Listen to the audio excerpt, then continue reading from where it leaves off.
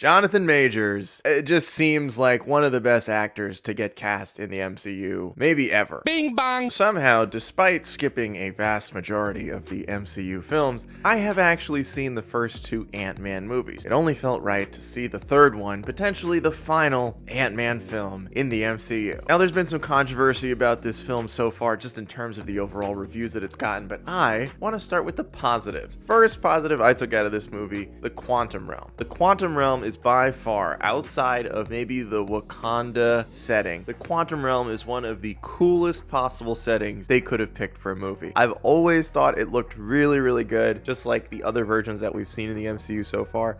But this version, version of the quantum realm that's much deeper into it, it is gorgeous. There are so many aspects of this setting that look like they are a painting. Sometimes it seems like they're setting up a scene on purpose to make it look like a painting. I just thought it was so cool. Such a cool environment for this film to take place in. Setting matters. Sometimes it's one of those things that gets overlooked a lot whenever you're watching a movie, but in this instance, I really thought the setting of this film added a lot to the movie, which definitely needed a little extra spice. And the quantum realm setting for this film, I thought they absolutely nailed it, and it looked so good on screen. The other massive positive about this movie, Jonathan Majors, it just seems like one of the best actors to get cast in the MCU, maybe ever. This guy it felt like he was acting circles around everyone else in this movie. It legitimately felt like he was a real actor, and everybody else in this movie was just kind of like Marvel actors. Jonathan Majors felt like he was trying to add more to the Marvel formula, which is, just kind of turns a lot of these actors into they're all sort of the same. Like Chadwick Boseman was one of the first that I can remember sort of breaking out and his character feeling different, feeling like it wasn't just another superhero. Jonathan Majors' version of Kang feels like not just another villain, right? It sort of feels like we're getting a little closer to that Thanos level threat. Just the way that he presents this character, the way that he delivers his lines is it's beautiful. There really is some element of beauty to this, and he is so good in this role. My critique is that there's not enough of him in the movie. What felt like maybe a full hour of this film with no Kang. They talk about him a lot, everybody's mentioning him and how dangerous he is, but he's just not in it for at least a solid 45 minutes to an hour chunk of the movie. I also think Paul Rudd is a huge bright spot in this film. I really like Paul Rudd. I think he is fantastically cast as Ant-Man. He was great in the first two movies.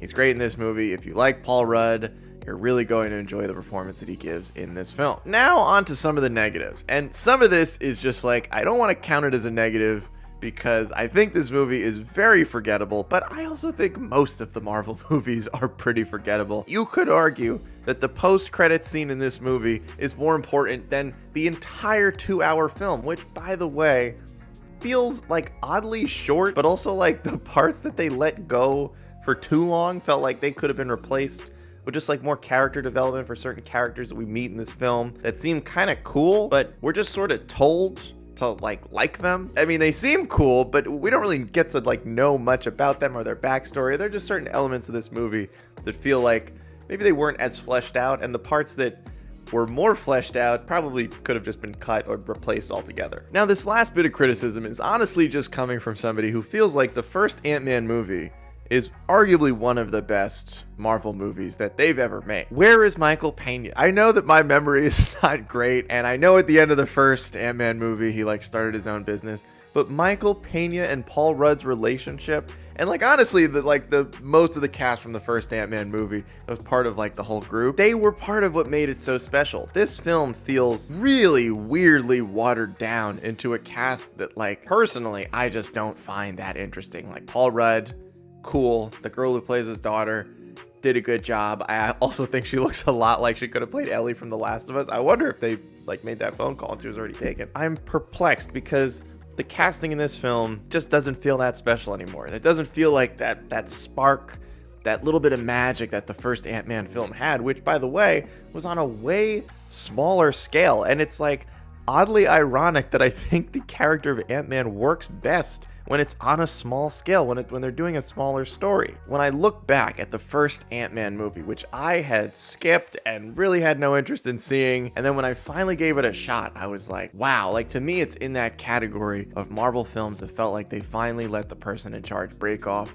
and do something a little bit different, add a little bit of spice to what, in my opinion, has become a very, very boring formula full of movies that you could completely skip. Looking at the second Ant-Man movie, which I also thought was one of the worst Marvel movies they've ever done, this one feels sort of in the middle. To me, Ant-Man Quantumania, it's just fine. It's not terrible, it's not amazing, it's just fine. And it's a little bit disappointing because it felt like this movie did have the pieces to be much better than it ended up being. It's not the worst thing in the world. I think if you're a diehard Marvel fan, you probably already saw it anyway. You're probably going to like it, I would think, especially with the end credits and where the direction that sends the entire MCU in. But if you're someone like me who's, kind of just dips their toe into the Marvel stuff like every once in a while, and I was kind of just watching this because I had seen the first two, I don't know, man. I mean, I feel like they're putting out a lot of skippable movies, and this sort of just feels like, wake me up for the next Spider-Man.